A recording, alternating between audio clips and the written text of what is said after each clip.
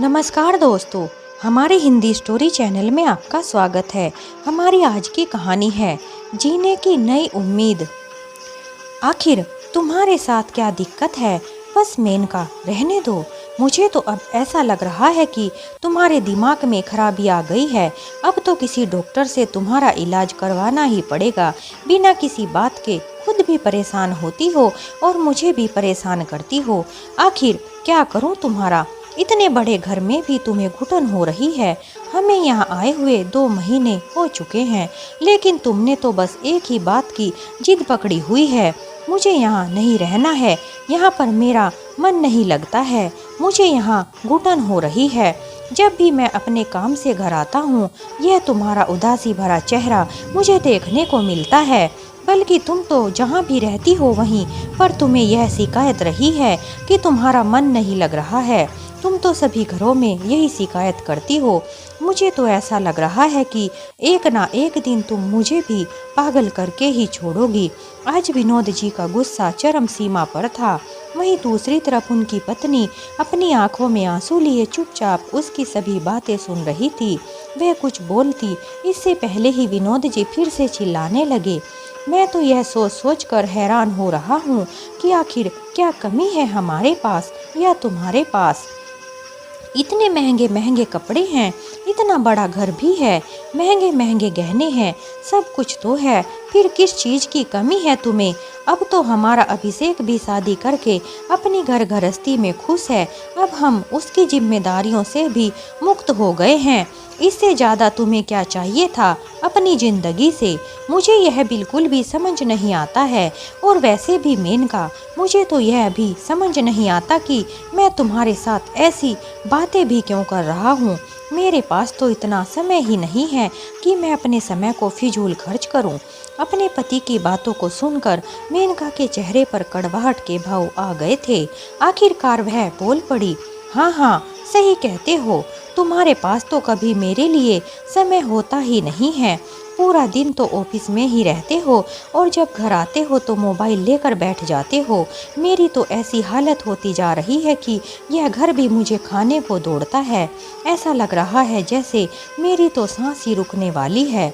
मेरी जिंदगी तो खैर ठहर सी गई है, मुझे घुटन होती है। ऐसा लगता है जैसे किसी ने मेरी सांसें छीन ली हो। तो विनोद जी बोले, मेनका, मुझे भी अपने लिए थोड़ा समय चाहिए होता है, और अगर तुम्हारा मन नहीं लगता तो तुम भी टीवी देख सकती हो, फोन चला सकती हो। अब मैं तो तुम्हें इस उम्र में दिल लगाना सिखाने से रहा। यह तो तुम्हें खुद ही देखना पड़ेगा कि कैसे अपना मन लगाना है। इतना कहकर विनोद जी करवट बदल कर सो गए। अगले दिन फिर विनोद जी रोज की तरह तैयार होकर ऑफिस चले गए। फिर से मेनका जी घर में एकदम अकेली हो गई थी। उनका घर फिर से काटने को दौड़ रहा था। मन ही मन मेनका विचार कर रही थी कि उसे अपने पति की बातें याद आई। अपना मन तो लगाना खुद ही सीखना पड़ेगा। मेनका को गाना बजाना बहुत पसंद था, इसलिए अपना दिल बहलाने के लिए अपनी फ़ोन में अपनी पसंद का गाना चलाकर काम करने लगी और साथ ही साथ खुद भी गुनगुनाने लगी। थोड़ी देर में गाना बंद हो गया था, लेकिन मेनका गुनगुनाई जा रही थी। फिर उसे पता नहीं क्या ख्याल आया कि चुप हो गई। तभी पीछे से एक आवाज़ आई, अरे आपने गाना क्यों बंद कर दिया है? आप कितना अच्छा गाना गाती हो। मेनका ने जब इधर उधर देखा तो कोई भी नहीं दिखा, तो वह अंदर चली गई। तभी पीछे से आवाज़ आई। पड़ोस की छत से एक औरत बोल रही थी, भाभी जी कैसी हो? तभी मेनका मुस्कुराते हुए बोली, मैं ठीक हूँ। लेकिन उस औरत का स्वभाव कुछ अलग ही लग रहा था। शायद वह मेनका जी के साथ पहचान करना चाहती थी, इसलिए पूछने लगी, भाभी जी आप लोग पहले कहाँ रहते थे और आपका क्या नाम है? कहाँ से आए हो? और भी बहुत सवाल उस औरत ने पूछ डाले। जब मेनका जी ने बताया तो वह कहने लगी, आपसे पहले जो यहाँ रहते थे उनके साथ हमारी अच्छी बनती थी। मैं तो कहीं दिन से सोच रही थी कि कोई बाहर दिखे तो मैं उनसे बातें करूं, लेकिन आप तो बाहर आती ही नहीं हो। क्या आप अंदर बैठे बैठे परेशान नहीं हो जाती हो? थोड़ा बहुत बाहर भी निकलना चाहिए, मन बहल जाता है। जब उसने बोला तो मेनका सोचने लगी, ठीक तो बोल रही है। फिर वह महिला जिसका नाम सुमन था वह बोली, भाभी जी क्यों ना किसी दिन थोड़ा सा समय निकाल कर हमारे यहाँ आना, हम दोनों की आपस में जान पहचान भी हो जाएगी और हम दोनों को अच्छा भी लगेगा। मेनका ने कहा ठीक है। यह कहकर मेनका ने उसकी बात को टाल दिया। फिर सुमन बोली, अच्छा भाभी यह बताइए आज आप क्या कर रही हैं? तो मेनका जी ने कहा, कुछ नहीं। सुमन मुस्कुराते हुए कहने लगी, आज हम सभी पड़ोस की महिलाओं ने एक छोटी सी पार्टी रखी है। अगर आप फ्री हों तो शाम को पार्टी में आ जाना। इसी बहाने हमारे पड़ोस की सभी महिलाओं से आपकी जान पहचान भी हो जाएगी। पार्टी का नाम सुनते ही मेनका थोड़ी परेशान हो गई थी, क्योंकि उसके पति विनोद को पार्टी पसंद नहीं थी। वह तो पहले से ही कहते हैं, तुम इस उम्र में ऐसी फालतू की पार्टी में जाना क्या शोभा देता है? क्या रखा है इन पार्टियों में? घर पर ही रहकर कुछ काम धाम कर लिया करो, बाहर जाने की क्या ज़रूरत है? आप अपने पति की मर्जी के बिना कैसे कोई पार्टी में जा सकता है? इसी कसमकस में मेनका जी डूब गई थी। तभी सुमन बोली, भाभी जी क्या हुआ? आप तो कुछ ज़्यादा ही सोच विचार करने में लग गई हैं। ज़्यादा मत सोचिए, आप एक बार हमारे साथ पार्टी में आओ तो देखना आपको भी अच्छा लगेगा। हम सभी आपका इंतज़ार करेंगे। उस समय तो मेनका ने अपनी पड़ोसन को मना नहीं किया, लेकिन मुस्कुराकर हाँ कर दी। पार्टी में जाने का तो मेनका जी का भी मन हो रहा था, लेकिन अपने पतिदेव की वजह से थोड़ा परेशान हो रही थी कि कहीं उनके पतिदेव नाराज ना हो जाएं, इसलिए कुछ समझ नहीं आ रहा था कि क्या करें। मेनका जी ने एक बहुत ही सुंदर साड़ी अपने पहनने के लिए निकाल कर रखी, लेकिन फिर अपने पति के गुस्से का ख्याल आते ही जाना कैंसिल कर दिया। इस तरह से कई दिन बीत गए थे। फिर एक दिन दरवाजे की घंटी बजी तो मेनका ने दरवाज़ा खोला। दरवाजे पर वह पड़ोसन सुमन खड़ी थी। अरे आप? एक फीकी सी मुस्कान के साथ मेनका जी बोली, हाँ भाभी जी मैं आपसे मिलने आई हूँ, लेकिन मुझे आपसे एक शिकायत है। आप उस दिन पार्टी में नहीं आई थी, लेकिन क्यों नहीं आई थी? बड़े ही प्यार से सुमन ने पूछा और कहने लगी, पूरा दिन घर में कोई कैसे रह सकता है? अरे एक जगह ठहरा हुआ पानी भी बदबू पैदा करने लग जाता है। जीवन के लिए परिवर्तन बहुत जरूरी है। मैंने पार्टी में भी आपके बारे में सभी को बता दिया था, लेकिन किसी से भी आपकी कोई बात नहीं हुई थी। आप किसी से भी क्यों नहीं मिलती हो? बाहर भी नहीं निकलती हो? क्या बात है? सुमन के प्यार भरे शब्दों से मेनका जी की आंखें भर आई थी। वह तो ठहरे हुए पानी की तरह ही थी। अरे यह क्या? आप तो रोने लग गई हो। आपकी आंखों में आंसू क्यों आ गए हैं? क्या मैं कुछ गलत बोल दिया है? पड़ोसन ने कहा। तो मेनका जी बोली, नहीं नहीं, ऐसी कोई बात नहीं है। मुझे कुछ पुरानी बातें याद आ गई थी। अच्छा, कोई बात नहीं है। कभी कभी रोकर भी अपने मन का गुब्बार निकाल लेना चाहिए, मन अच्छा हो जाता है। अच्छा मेनका जी, क्या अब आप हमें बैठने को भी नहीं बोलोगी? मुझे पता है यह घर आपके लिए नया है, लेकिन मेरे लिए नहीं है। पहले इस घर में जो रहती थी वह मेरी बहुत ही अच्छी सहेली बन गई थी। अच्छा आप मुझे एक बात बताइए, आपके घर में इतनी घुटन सी क्यों रहती है? क्या आप कभी अपने घर के दरवाजे खिड़कियां भी नहीं खोलती हो क्या? इधर उधर देखते हुए सुमन कहने लगी। मेनका ने उदासी भरी आवाज में कहा, असल में बात ऐसी है कि मेरे पति को दरवाजे और खिड़कियां खोलना पसंद नहीं है। सुमन उसकी यह बात सुनकर हैरान हो गई थी। अच्छा, तो क्या तुम्हारे पति को किसी के साथ तुम्हारा हंसना बोलना भी पसंद नहीं है? इसका मतलब उस दिन जो तुम पार्टी में नहीं आई थी उसकी असली वजह यही है। असल में मेरा पार्टी में जाना मेरे पति को पसंद नहीं है, इसी वजह से उस दिन मैं आपके यहाँ नहीं आई थी। यह कहते कहते मेनका जी की आवाज़ धीमी हो गई थी। अच्छा चलो कोई बात नहीं है, सुमन ने कहा। अच्छा भाभी जी एक बात बताइए, आपके कितने बच्चे हैं और कहाँ हैं? क्या वह कहीं पढ़ते हैं या कोई नौकरी वगैरह करते हैं? जी मेरा एक ही बेटा है जिसकी शादी हो गई है। इसका मतलब आप तो एक सास भी हैं। लेकिन फिर भी आप उदास क्यों रहती हैं? क्या आपकी बहू के साथ आपकी नहीं बनती है? तो फिर अपनी बहू को 2-4 बातें सुनाकर अपने मन की भड़ास निकाल लो, और अगर बहू के साथ आपका तालमेल बैठा हुआ है तो फिर अच्छी अच्छी बातें करके अपना मन हल्का कर लो। लेकिन कैसे? मैं तो यहाँ पर अकेली हूँ, मेरा बेटा बहू तो विदेश में रहते हैं। अगर बच्चे इतनी दूर रहते हैं तो उनके साथ लड़ाई या प्यार कोई कैसे करे? अच्छा, आपसे एक बात पूछूं, आपने अपने बेटे की बहू को चुना है या फिर आपके पति ने? नहीं, हम दोनों में से किसी ने भी नहीं। वह तो उन दोनों की पसंद है, उन्होंने खुद अपनी मर्जी से शादी की है। हाँ, वैसे यह तो और भी अच्छी बात है, क्योंकि आजकल तो अच्छे रिश्ते मिलना ही बहुत मुश्किल हो गया है। बहुत मशक्कत करनी पड़ती है बच्चों की शादी करने के लिए। कहीं लड़की अच्छी नहीं होती तो कहीं लड़की के घर वाले। अच्छा भाभी जी, मैं आपके लिए कढ़ी चावल लेकर आई हूँ। आज मैंने खाने में कढ़ी चावल बनाए थे तो सोचा थोड़े आपके लिए भी लेकर आ जाऊँ। वैसे आज आपने क्या बनाया था? मैंने आज कुछ भी नहीं बनाया था, क्योंकि मेरा कुछ बनाने का मन ही नहीं था। इसका मतलब आपने सुबह से कुछ भी नहीं खाया है? सुमन ने हैरानी से पूछा और बोली, चलो अच्छा है, अब हम आपके लिए रोटी बनाएंगे। आटा तो आपने बना कर रखा होगा, आज मैं आपके लिए रोटी बनाती हूँ, फिर बताना मेरे हाथ का बना खाना आपको कैसा लगा। सुमन का इतना अपनापन देखकर मेनका जी हैरान हो गई थी। सुमन ने रोटियां बना दी और साथ ही साथ मेनका जी ने चाय बना दी थी। थोड़ी देर के बाद सुमन बोली, लेकिन भाभी जी, मुझे एक बात अभी भी समझ में नहीं आई है, आप इतनी उदास क्यों रहती हो? मुझे पता है कि नहीं नई नई जगह अच्छी नहीं लगती है, लेकिन इतनी भी नहीं कि इंसान खाना पीना ही छोड़ दे। आप तो देखो कितनी मायूस लग रही हो। यह कहते कहते सुमन ने घर की खिड़कियां खोल दी ताकि हवा भी अंदर आ सके। फिर सुमन बोली, मैंने उस दिन आपको गाते हुए सुना था, आपकी आवाज़ बहुत प्यारी है। क्या आपने कहीं गाना सीखा है? नहीं, मेरे पिताजी शास्त्रीय संगीत का अच्छा ज्ञान रखते थे, उन्हीं से ही मैं थोड़ा बहुत सीखा है। यह कहते हुए उनके चेहरे पर एक मुस्कुराहट और आंखों में चमक आ गई थी।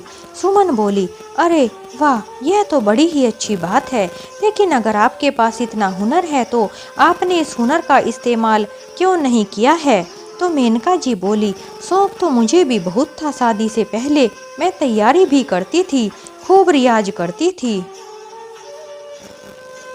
लेकिन जब मेरी शादी हुई तो और मैंने अपनी यह इच्छा जाहिर की, लेकिन मेरे ससुराल में तो मेरे इस शौक से सभी को ऐतराज था। यहाँ तक कि मेरे पति को भी मेरे गाने से परेशानी थी, उन्हें भी यह सब कुछ पसंद नहीं था, इसलिए मेरा गाना गाने पर रोक लगा दी गई थी। तब से ही मैंने गाना गाना छोड़ दिया था। कभी दिल करता तो अकेले ही गुनगुना लेती थी। वह समय तो धीरे धीरे गुजर रहा था, लेकिन उम्र के इस पड़ाव में जिंदगी खाली खाली सी हो गई है, जीने का मन भी नहीं करता है। कभी कभी तो मन करता है कि अपने आप को ही खत्म कर डालूं। यह कहते कहते मेनका जी की आवाज़ रुआसी सी हो गई थी। यह बात सुनकर सुमन भी बहुत दुखी हुई और बोली, अपने आप को ख़त्म करने से क्या मतलब है? आखिर आप क्या कहना चाहती हो? फिर तो मेनका जी की आंखों से आंसू टप टप गिरने लगे। फिर तो सुमन के गले लगकर मेनका जी रोने लगी। थोड़ी देर मेनका जी को सहलाते हुए सुमन बोली, क्या ऐसा करके आप अपने घर वालों को सजा देना चाहती हो?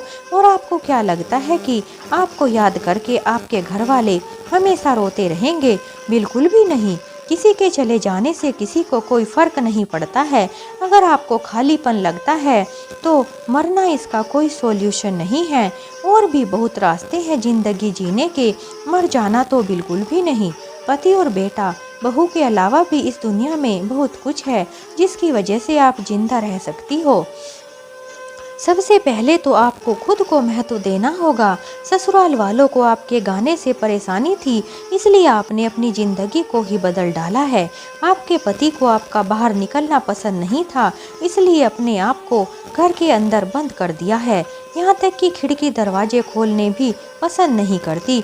इस घुटन में रहना स्वीकार कर लिया है। उन्हें पार्टियों में जाना भी पसंद नहीं है, तो केवल इसी कारण इच्छा रखते हुए भी आप मेरे घर क्यों नहीं आई हो? आपका अपना जीवन कितना अनमोल है, क्या आपको नहीं पता?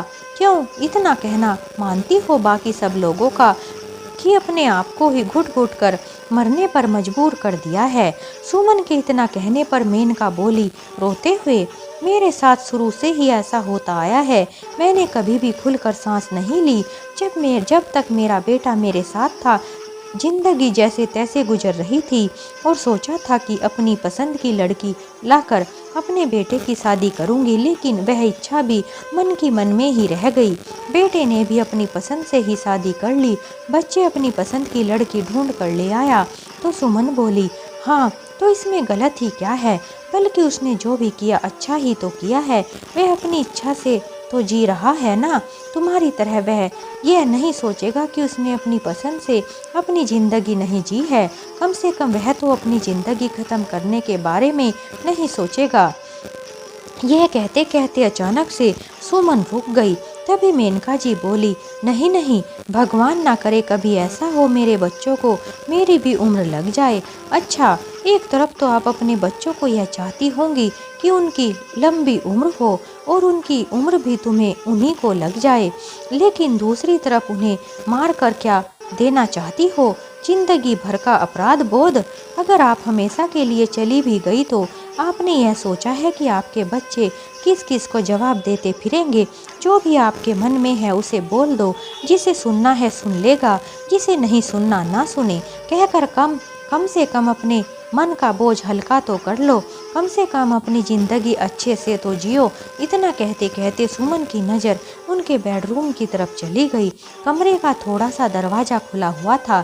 सुमन की नज़र पड़ी तो देखा बेड के ऊपर एक स्टूल रखा हुआ था और पंखे में दुपट्टा लटका हुआ था। अब तो सुमन को समझते देर ना लगी कि यहाँ क्या हो रहा है। पहले तो उसे कुछ भी नहीं पता था कि यहाँ क्या चल रहा था। यह देखकर तो सुमन के पैरों तले से जमीन ही खिसक गई थी। मैं सोचने लगी कि अगर उसे आने में थोड़ी सी भी देर हो जाती तो आज पता नहीं क्या हो जाता। सुमन वापस आकर मेनका के पास बैठ गई और मेनका की तरफ देखने लगी। उस समय उसके घर में पूरा सन्नाटा हो गया था। थोड़ी देर बाद सुमन सन्नाटे को काटती हुई आवाज में बोली, तुम्हारे पति कब तक घर आएंगे? मेनका ने कहा, वह तो रात को ही लेट आते हैं, कभी कभी रात के 11 या 12 भी बज जाते हैं। आजकल तो वह अपने ऑफिस के काम से कुछ ज़्यादा ही बिजी रहते हैं। अच्छा तो ठीक है, आप एक काम करो, अभी उठो और मेरे साथ मेरे घर चलो। जब आपके पति आएंगे तो आ जाना, मैं आपको अकेले नहीं रहने दूंगी। सुमन जी, मैं तो कितने सालों से अकेली ही रहती हूँ। बेटा बहू अपनी ज़िंदगी में बिजी हैं। मेरे पति को मेरी क्या इच्छा है क्या नहीं, इसकी कोई परवाह ही नहीं है। यह घर भी मेरे पति के ही तरीकों से चलता है। बेटे के घर में उसकी बीवी का राज चलता है। अगर अपने घर जाऊं तो वहाँ भाभीियों का राज चलता है। अब समझ नहीं आता कि आखिर मेरा घर कौन सा है। क्या मैं इस दुनिया में बोझ बन चुकी हूँ? क्या मेरा कोई अस्तित्व नहीं है? इस घर में मेरे पति की मर्जी के बिना कुछ भी नहीं होता। फिर मेनका बोली, अगर मेरे पति ने यह खिड़की खुली देख ली तो तूफान ही आ जाएगा। उसकी बातों को सुनकर सुमन कांप गई थी, क्योंकि उसकी जगह अगर वह भी होती तो शायद उसका भी यही हाल होता। अच्छा ठीक है भाभी जी, आज हम इन खिड़कियों से ही शुरुआत करते हैं। सुमन, आखिर तुम्हारा क्या मतलब है? मैं आपको बोलती हूँ कि जब तक आपके पति ना आ जाएं, इन खिड़कियों को बंद मत करना। और अगर वह आपको बंद करने के लिए बोले तो उन्हें कहना कि ये खिड़कियां मैंने खोली हैं, फिर देखना क्या होता है। क्योंकि मैंने देखा है कि जब तक हम अपनी बात किसी को नहीं कहते हैं तो फिर दूसरे को कैसे पता चलेगा कि हमें क्या पसंद है क्या नहीं। हम दूसरे की खुशी के लिए सब करते जाते हैं और अपनी बातों को, इच्छाओं को महत्व देना छोड़ देते हैं। आज मना करके देखना, क्या पता फिर वह आपकी बात को टाल ना सके और खिड़कियां खुली रहने दे। अपने आप को कितना बेबस बना दिया है। अपनी मर्जी से घर की खिड़की तक नहीं खोल सकती हो। क्या आपको पता है आप एक जिंदा इंसान हैं, कोई मरा हुआ इंसान नहीं हो। अगर आपको खिड़कियां बंद होने से दम घुट रहा है तो विरोध भी तो आपको ही करना पड़ेगा। क्या हुआ अगर थोड़ी बहुत कहासुनी भी हो गई तो कभी कभी अपना हक लेने के लिए विरोध करना पड़ता है। अगर सामने वाले को समझ नहीं आ रहा है कि हमारी खुशी किस चीज़ में है तो हमें उसके लिए आवाज़ तो उठानी ही पड़ेगी। कभी कभी घर में शांति लाने के लिए अशांति करनी भी पड़ती है, तभी तो पता चलेगा कि आपकी इच्छा क्या है। इसके लिए अपनी ज़िंदगी ख़त्म करने की क्या ज़रूरत है। जब सुमन बोल रही थी तो मेनका उसकी तरफ बड़े ही ध्यान से देख रही थी। भाभी जी, आप एक काम क्यों नहीं करती हो? घर में जो भी खराब सामान है उसे निकाल कर बाहर फेंक दो। आखिर आप इस घर की मालकिन हो। जिस तरह से आपको अच्छा लगता है अपने घर को वैसा बनाओ।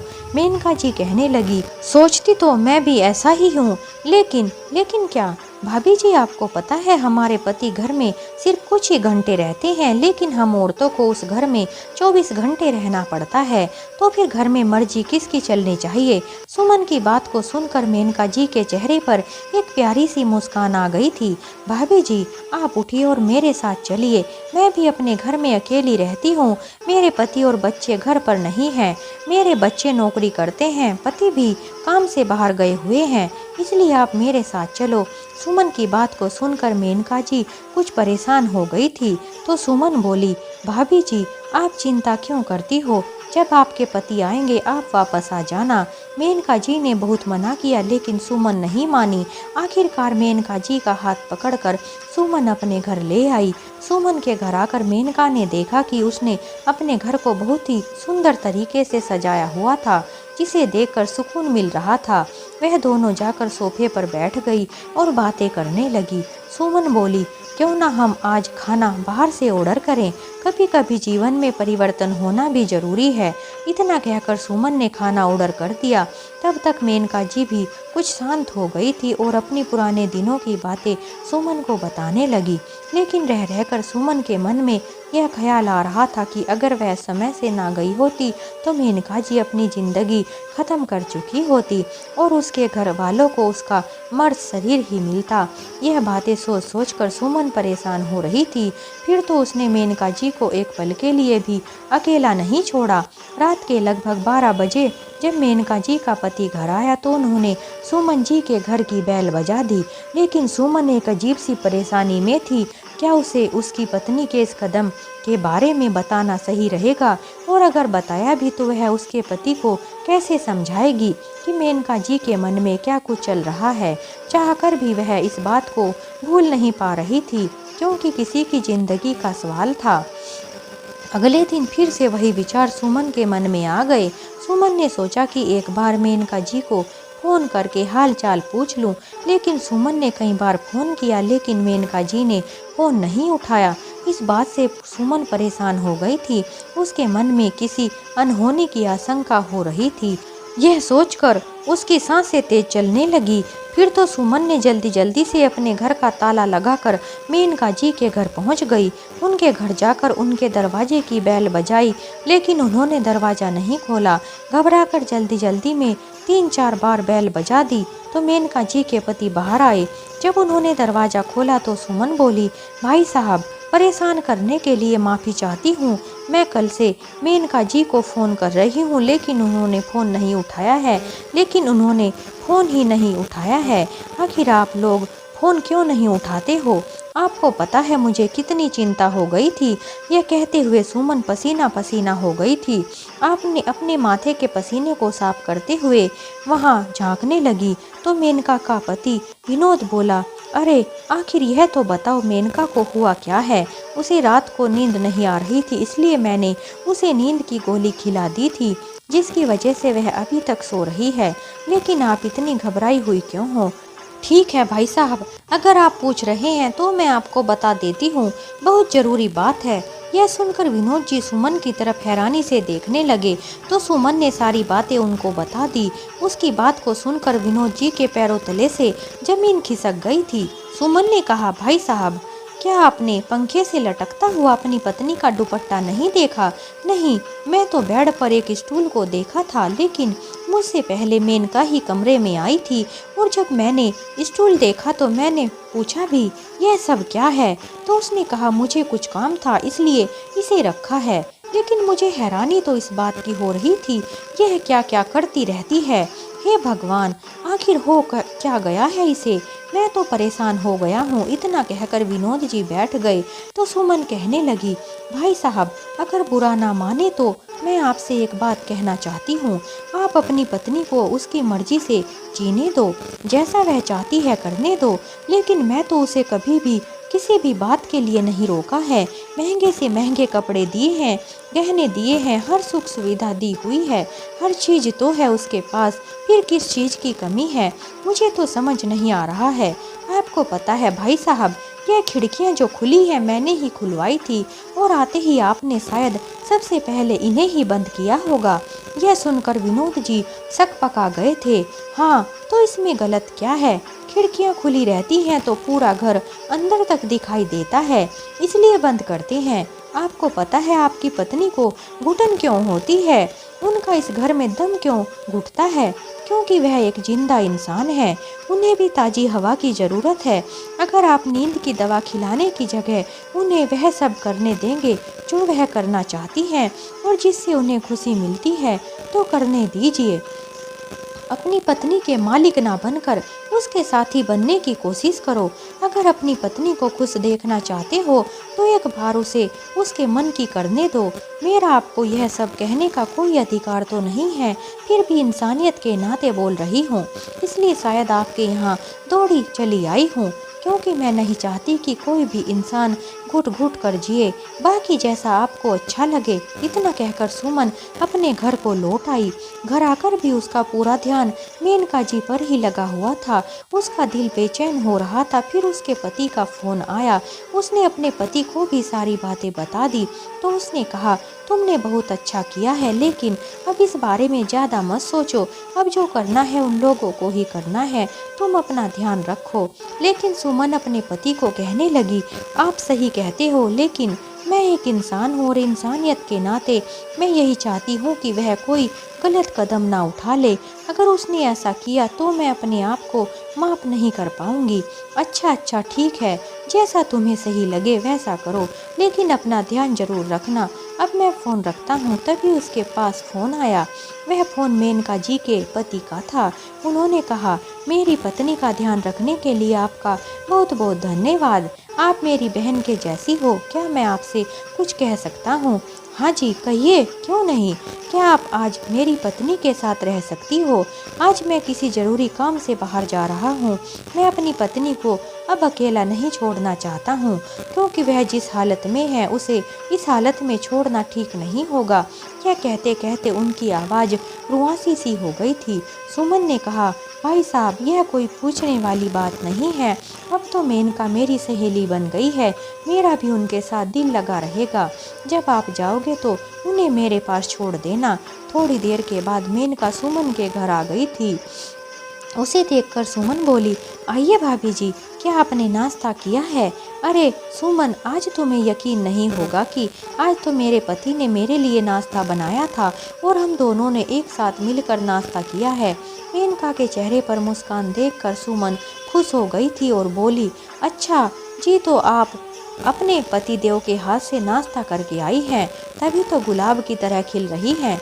सुमन की बात सुनकर मेनका जोर जोर से हंसने लगी तो सुमन बोली, बस भाभी जी ऐसे ही हंसते रहना, हंसती हुई आप कितनी अच्छी लगती हैं। उसके बाद दोनों बैठकर चाय पीने लगी। फिर मेनका जी बोली, सुमन, तुम्हारे यहाँ आकर मुझे एक अपनेपन का एहसास होता है। तुमने अपने घर को भी कितने अच्छे तरीके से सजाया है, चीज़ों को भी कितने अच्छे से रखा है।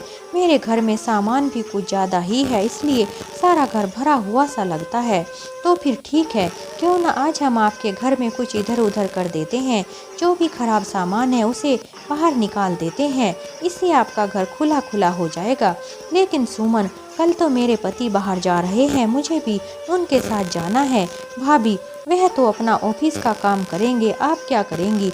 मन तो मेरा भी नहीं है, लेकिन क्या भाभी जी, आप मेरे पास ही रहिए। एक बार भाई साहब से बात करके तो देखो, वह जरूर मान जाएंगे। अगले दिन विनोद जी अपनी पत्नी को सुमन के भरोसे ही छोड़कर कुछ दिनों के लिए बाहर चले गए। फिर तो दोनों सहेलियां मिलकर घर की साफ सफाई में लग गई। जितना भी पुराना सामान था सब कुछ निकाल कर बाहर कर दिया। जब सुमन कबाड़ी वाले को बुलाने लगी तो मेनका ने सोचा कहीं ऐसा ना हो कि उनके पति इस बात पर गुस्सा करें कि तुमने घर के सामान को बाहर क्यों कर दिया और घर में तांडव खड़ा ना कर दें।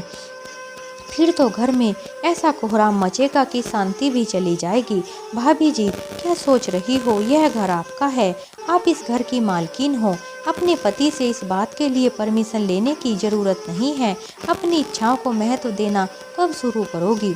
सुमन कैसे करूं? अपने मन की पहले मेरे ऊपर मेरी ससुराल वालों की चलती थी, अब मेरे पति की चलती है। कल को शायद बहू के अनुसार चलना पड़ेगा। अपनी मर्जी चलाने के लिए तो शायद अगला जन्म लेना पड़ेगा। भाभी जी आप भी हद करती हो। अगला जन्म किसने देखा है? जितने भी शौक हैं, जो भी इच्छाएं हैं, सब कुछ इसी जन्म में पूरा कर लो। अगले जन्म का क्या भरोसा? सुमन तुम भी क्या क्या बोलती हो? क्या मैं इस उम्र में अपने शौक पूरे करूंगी? हाँ तो क्या हुआ आपकी उम्र को, और वैसे भी कहते हैं ना शौक पूरे करने की कोई उम्र नहीं होती है। अब अपने पति को अपने काम तक ही सीमित रहने दो और अपने घर को तुम खुद ही संभालो। और अगर फिर भी आपके पति आपको कुछ कहे तो सारा दोष मेरे ऊपर डाल देना। उसकी बातों को सुनकर मेनका जोर जोर से हंसने लगी और कहने लगी मुझे पैसे देकर गए हैं, जो चाहे खरीद लेना। मेनका जी की अनुपस्थिति में उन्होंने पूरे घर का खराब सामान बेच दिया और नया सामान ले आई। मेनका जी ने अपने घर को बहुत ही अच्छे तरीके से सजाया। 2-3 दिन में ही उनका घर सपनों के घर में बदल गया था। अब तो मेनका जी हर समय उदास रहती थी, खुश रहने लगी थी। उनके पास अभी भी कुछ पैसे बचे हुए थे। उन पैसों से उन्होंने अपने और अपने परिवार के लिए कुछ कपड़े खरीद लिए थे। लेकिन कहीं ना कहीं मेनका के मन में एक डर था कि यह सब देखकर उसके पति नाराज ना हो जाएं। आज विनोद जी घर आने वाले थे। घबराहट के मारे मेनका जी परेशान हो रही थी कि पता नहीं वह कैसा बर्ताव करेंगे। उन्होंने अपने पति की पसंद का खाना बनाया था। जैसे ही घर के दरवाजे की घंटी बजती है तो मेनका जी डरते हुए दरवाज़ा खोलती हैं। मेनका को देखते ही विनोद जी हैरान रह गए। आज मेनका ने बहुत ही सुंदर साड़ी पहनी हुई थी। अंदर आए तो उनकी हैरानी और बढ़ गई, क्योंकि पूरा घर सुंदर सजा हुआ लग रहा था, जैसे वह कोई सपना देख रहे हों। फिर विनोद जी मन ही मन सोचने लगे कि मैंने अपनी पत्नी को इन खुशियों के देने में कितनी देर लगा दी है। यह छोटी छोटी खुशियाँ ही तो मांगती थी मेरी पत्नी, और सिर्फ थोड़ी सी आज़ादी। यह थोड़ी सी आज़ादी उसके चेहरे पर कितनी चमक ला रही है और मुस्कुराहट खिल उठी है। खैर जब जागो तभी सवेरा। विनोद जी सुमन के सामने हाथ जोड़कर कहने लगे बहन तुम्हारा बहुत बहुत धन्यवाद। थोड़ी देर के बाद उनके बेटा बहू भी आ गए। अचानक से अपने बच्चों को सामने देखकर मेनका जी तो फूली नहीं समा रही थी। तभी उनकी बहू बोली माँ जी हम पूरे 1 हफ्ते की छुट्टी लेकर आए हैं। अब सारी छुट्टियाँ हम आपके साथ ही बिताएंगे। वह कुछ सामान भी लेकर आए थे। उसे देखकर मेनका जी बोली बेटा यह सब क्या है? तो उन्होंने कहा यह सब पापा जी ने आपके लिए मंगवाया है। लेकिन इसमें है क्या? बड़ी उत्सुकता से मेनका जी ने बॉक्स खोल कर देखा तो उनकी आंखों से आंसू आ गए थे, क्योंकि उसमें गिटार था। विनोद जी बोले यह मैंने तुम्हारे लिए मंगवाया है। अब तुम पूरी तरह स्वतंत्र हो, जो चाहे कर सकती हो। यह सुनते ही मेनका जी विनोद जी के गले लग गई। आज उन्हें अपना पूरा हंसता खेलता परिवार मिल गया था और सभी हंसते मुस्कुराते दिख रहे थे। विनोद जी अपने काम से नहीं बल्कि अपनी पत्नी को स्वतंत्रता देने के इरादे से बाहर गए थे। यह सब उन्होंने सुमन के कहने पर किया था। उन्होंने हाथ जोड़कर सुमन का शुक्रिया अदा किया। आज उन्हें समझ आ गया था कि पिंजरा तो आखिर पिंजरा ही होता है, चाहे वह सोने का बना हो या लोहे का।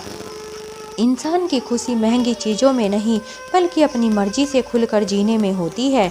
इसलिए हर इंसान को अपनी इच्छा से जीने का पूरा अधिकार है। हमें उसकी इच्छा अनुसार उसे जीने देना चाहिए, ना कि उसके ऊपर अपनी मर्जी थोपनी चाहिए। तो दोस्तों इस तरह हमारी यह कहानी समाप्त होती है। अगर आपको हमारी कहानी थोड़ी भी अच्छी लगी हो तो हमारे चैनल को लाइक करें, शेयर करें, सब्सक्राइब करें। हमारी कहानी सुनने के लिए आप सभी का बहुत बहुत धन्यवाद। एक नई कहानी के साथ हम आपसे फिर मिलते हैं।